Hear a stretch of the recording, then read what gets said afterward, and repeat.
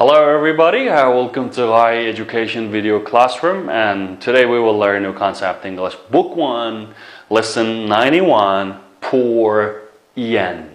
Okay, sağolasiz yaxshimisizlar? Emas avval o'sha Ian to'g'riliq bir parag'imiz baqayli. Biz oldingi darsimizda masalan Ianniki uyini sotayotganligini, shunami? His house is for sale.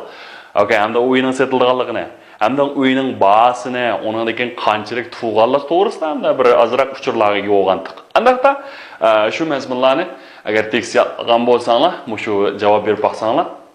So, how long has Ian lived in that house?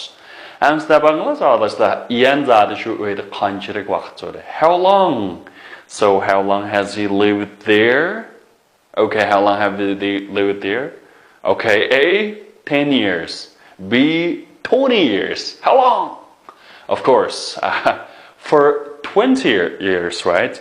He has lived the house for 20 years. So, since when? Okay,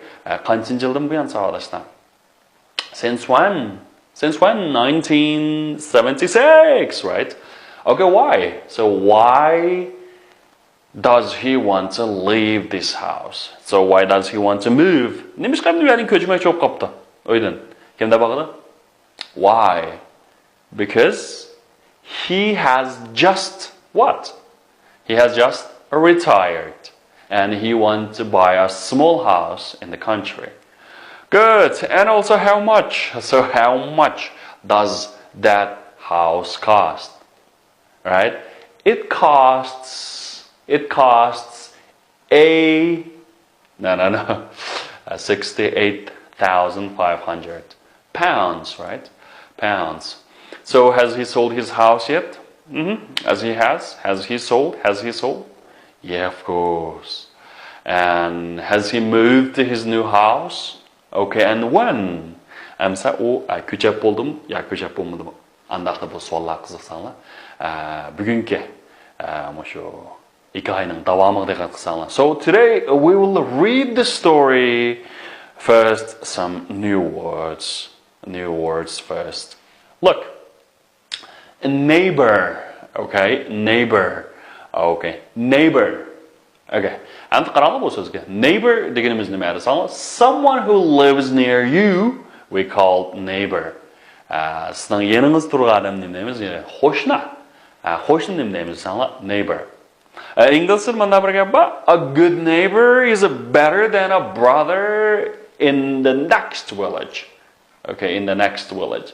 Demakchi hamda bir yaxshi qo'shni keyingi kanatga yoki yaqindagi shu yezidagi yana bir yezidagi sizningki qarindishingizdan yoki akangiz yoki iningizdan yaxshiroq dedi.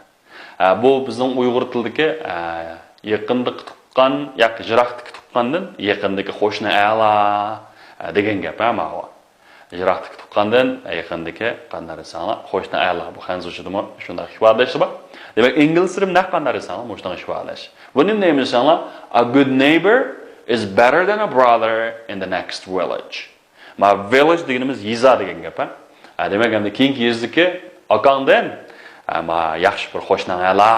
Ma better deganimiz yaxshiroq degan gap. Nima deymiz? A good neighbor is better than a brother in the next village. Next village. Okay, next one. So, I have already eaten 2 hamburgers, but I'm still very hungry.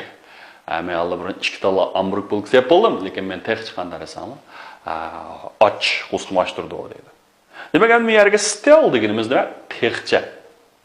Texcha. Still deganimiz nima desanglar? Texcha. Yanalam texcha degan gap. All right, this is a person. Okay, there is one person drinking at the table. And bu yer bir odam qanday qiladi desanglar, bu yerda bir narsa ichib o'tirish shunami? Okay, what about them? The many people. Okay, many people. There are many people drinking at a party. Demak, endi bu yerga person deganimiz bir shaxsni ko'rsatadi. Person. People degan jo'ra desanglar kishilar. yoki xalq degan ma'nosi bor. Arada masalan there be jumla shaklini nima desanglar, there is one person drinking at a table. Bu yer bir odam bu stolda nima ish qilyapti? Bir narsa ichiyotdi. Ichimlik ichiyotdi. Demak, endi mush bir narsa there is and the ko'plik bo'lsa there are. There are many people drinking at a party. Bu choyda yoki bu yig'ilishdan urg'u odam qanday qilyapti? Bir narsa ichiyotdi. Demak, endi person deganimiz yoki bir kishi yoki ayol kishi bir shaxsni ko'rsatsa person deymiz. People degan cho'risanglar kishilar. Masalan men, women and children. Children. People yani xalq deb ma'nosi bor. Undan keyin masalan personga VIP deb bir gap bor. VIP. VIP deganimiz nima desanglar? Very important person, intayin muhim bo'lgan bir shaxs. Demakchi alayda azmiy mallar kartasi deymiz, hamda VIP kart deganda. Shunga misharki person degan bir odamni ko'rsatsa, people bo'lsa nima desanglar? Bir necha odam to'plashib turgan bir necha odamni ko'rsatadi. So a poor man. Okay, a poor man. A poor girl. Okay, a poor girl. Okay, endi men harakim a poor deganimiz nima bo'ldi desanglar, birinchi poor man deganni aytdi. Qanday? Namrat. A poor man namrat odam.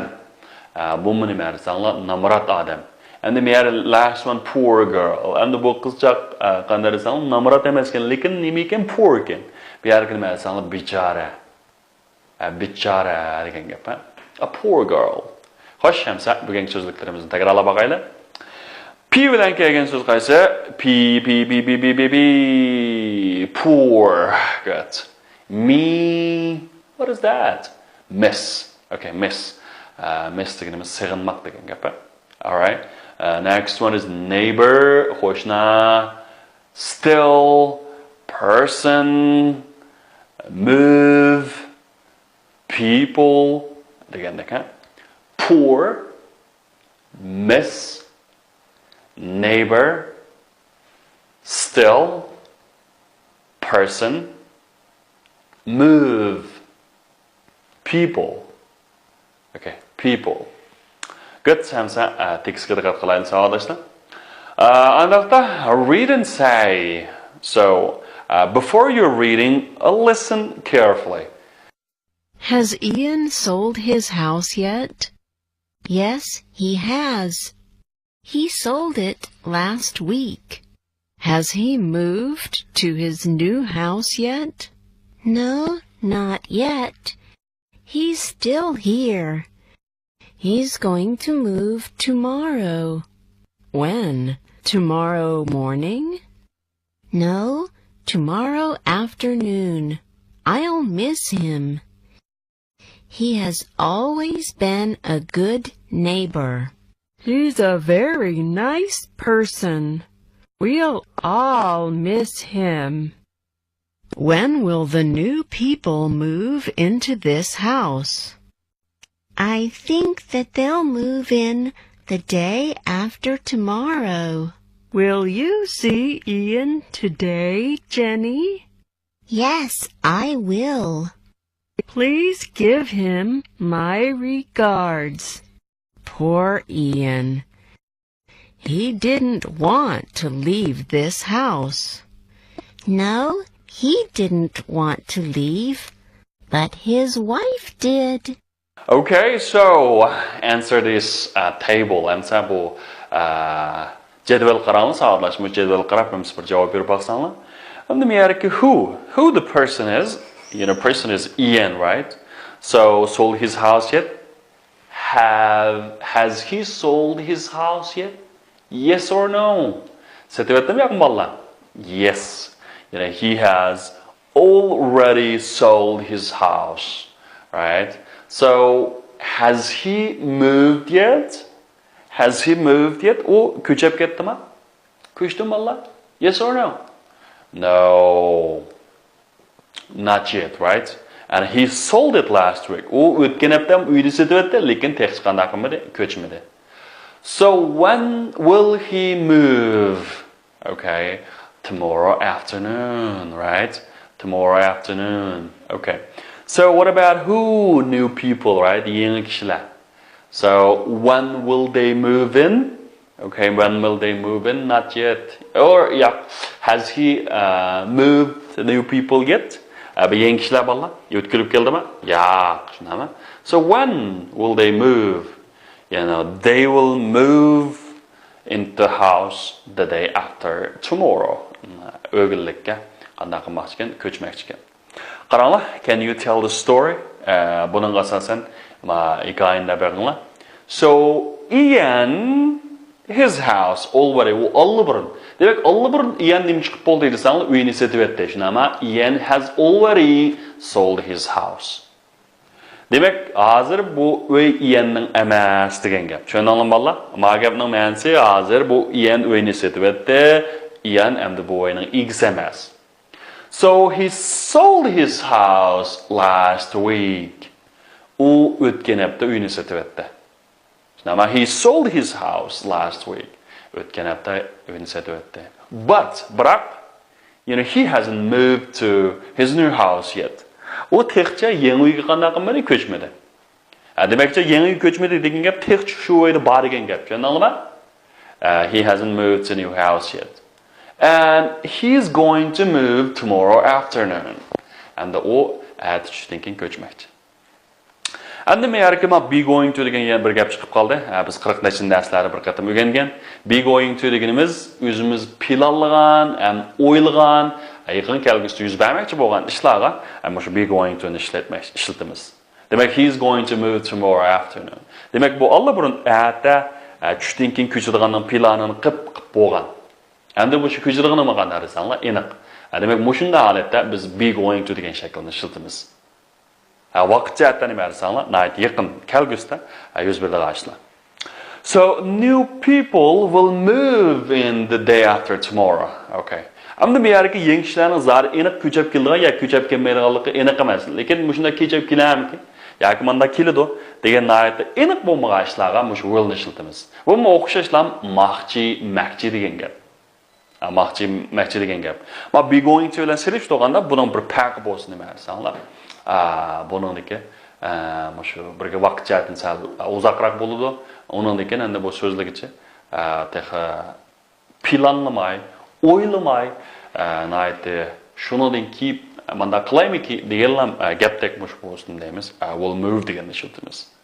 Va be going to bir qadar nima desanglar, oldin shu ishni o'rlashtirib bo'lgan, planlab bo'lgan holatda bo'lsa, mush be going to ishlatgan gap. Xo'sh, hamsa bugungi darsning language focus qaranglar. So when will he move into his house yet? Okay, and the move into degan ko'chib kirmak, into degan ichib kirmak, shunami? So when will he move into his new house? Qachon yangi ko'chib kirdi? Okay. And agar ular allburun ko'chib kirib bo'ldi bo'lsa, they have already moved into their new house. Ular allburun yangi uyga qanday qilib bo'ldi? Ko'chib bo'ldi. So please give him my regards. And to give somebody regards again, birisiga qanday qilish? Salom deyish.